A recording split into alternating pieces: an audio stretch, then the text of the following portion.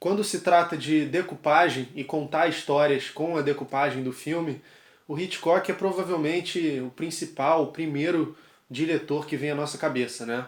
A gente sabe que nem sempre ele foi prestigiado como ele é hoje. Na época em que ele deu as entrevistas, as famosas entrevistas para o François Truffaut, que deu origem a esse livro aqui, Hitchcock e Truffaut, ele era por muitos ainda considerado um diretor de segunda categoria, que faz filmes comerciais.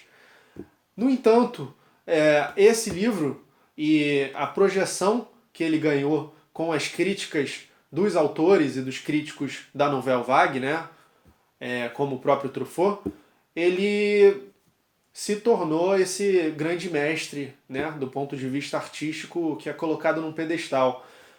Esse livro é muito interessante porque ele revela muitas coisas que não ficam claro assim da trajetória do Hitchcock e mostram muito como que ele foi também um grande experimentador do cinema, né? Que todos esses truques, todas essas máximas e definições que ele tem, todo o estudo dele de decupagem, eles não vieram prontos assim. E ele foi desenvolvendo ao longo da sua extensa filmografia. Hoje eu vou falar sobre um filme que é bastante popular na filmografia dele, que é O Festim Diabólico. Esse filme, ele é um arrependimento do Hitchcock, como ele relata aqui pro Truffaut nesse livro. Porque, bem, é um filme, em primeiro lugar, que a intenção era ser filmado em um plano só, né? Um filme ininterrupto. Agora, sobre isso é preciso fazer alguns comentários. A ideia do plano sequência, ela já existia antes, né? Se você parar para refletir, os primeiros filmes feitos, eles são ininterruptos também, né? Os filmes dos irmãos Lumière, por exemplo, filmavam um evento com a câmera fixa. Mas o plano sequência do jeito elaborado, como a gente conhece, famoso em filmes de hoje em dia, como 1917 ou Vitória, que é um filme inteiro em plano sequência, né? Não como 1917 que tem cortes escondidos, ou Birdman, que também tem cortes escondidos. O Vitória é um filme que é bem recente e usa o plano sequência no filme inteiro, de 2 horas, e, na minha opinião, merecia mais reconhecimento. Mas isso já estava sendo feito antes mesmo desse filme, que foi o caso do Murnau, por exemplo, fez planos sequências nos seus filmes do expressionismo alemão. A questão do Festim Diabólico é que ele queria que o filme inteiro fosse um plano sequência. E isso até então era impossível, porque cada rolo de película durava mais ou menos 10 minutos. Então, ele precisou fazer cortes escondidos, né? Mas qual era a intenção dele? Ele viu uma peça chamada Rope's End, do Patrick Hamilton, que era sobre dois jovens que assassinam um terceiro, né? Dois jovens ricos, que é inspirado num caso real que aconteceu nos anos 20 na Universidade de Chicago. E aí o Hitchcock ele gostou dessa ideia, escreveu com roteiristas o tratamento do filme e ele chegou a decupar o filme. Mas ele queria que o efeito fosse o mesmo do que o que ele viu na peça, né? Que era a história do começo ao fim no seu desenrolar no tempo, né? Então começava 7 e pouco e terminava 9 e pouco. E ele queria que o filme fosse assim. Então ele precisou fazer cortes escondidos, né? Só que se você assistir o filme pela primeira vez, você talvez, por estar tão imerso na trama, que a direção, enfim, os atores, talvez você não perceba. Ou talvez você não ligue, mesmo percebendo. Mas vendo uma segunda vez já fica mais visível. E você passa a levar com um pouco menos de seriedade. E ele admite isso, ele admite que foi um erro, porque ficou um pouco ridículo os cortes, né? Ele não gostou do que ele fez no final das contas. E tiveram outros empecilhos. Vamos dar uma olhada no que ele diz pro Truffaut, né? De fato, não sei por que me deixei arrastar para essa cilada do Festim Diabólico. Só posso chamar isso de cilada. A peça durava o mesmo tempo que a ação, era contínua, desde que a cortina subia até que o pano descia. E fiquei pensando, como é que tecnicamente posso filmar da mesma maneira? Agora, quando penso nisso, percebo que era completamente idiota, porque eu rompia com todas as minhas tradições e renegava minhas teorias sobre a fragmentação do filme e sobre as potencialidades da montagem para contar visualmente uma história. No entanto, fiz esse filme tal como ele tinha sido previamente montado. Os movimentos da câmera e os movimentos dos atores reconstituíam exatamente meu modo habitual de decupar, ou seja, eu mantinha o princípio da mudança de proporção das imagens em relação à importância emocional de determinados momentos. A gente conhece a famosa regra do Hitchcock, né? O tamanho de um objeto na tela, no plano, é equivalente à sua importância na história naquele momento. E isso aqui já é uma lição, né? Não só a lição do aprendizado que ele teve com relação aos cortes e tudo mais, mas também uma lição sobre o plano sequência, né? Que a montagem ela não deixa de existir no plano sequência. Eu acho que essa é a lição número 1 sobre o plano sequência. A montagem no plano sequência é interna ao plano sequência. Então, não é porque você vai fazer um filme em plano sequência que você não precisa fazer uma decupagem com o mesmo número de planos. Você precisa, mas sempre lembrando que esses planos vão ser interiores ao movimento da câmera.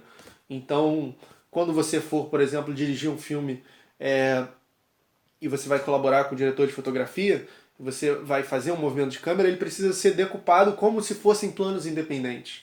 E foi o que ele fez, né? Eu acho que o arrependimento está mais na transição entre um plano e o outro, ele ter tornado isso muito explícito, né?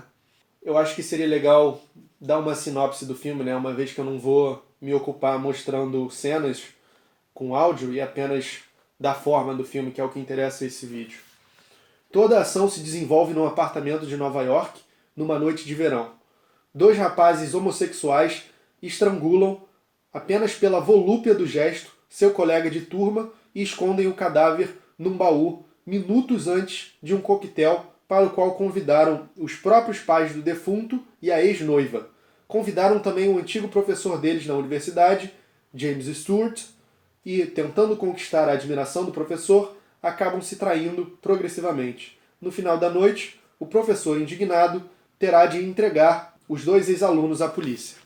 Isso é muito interessante porque o filme é sobre um erro, né? O filme é sobre a falha humana, né? De 2 jovens que se achavam homens extraordinários, usando a terminologia de Crime e Castigo do Dostoiévski, que de certa forma aborda essa mesma questão, né, com o Raskolnikov, que é um protagonista que decide cometer um assassinato para o bem, né, matar uma velha má, uma usurária que só fazia mal às pessoas, só que ele não consegue lidar com isso depois por causa da culpa, por causa dos seus sentimentos, ele não é forte o suficiente para isso, né. E aqui a gente tem um professor universitário que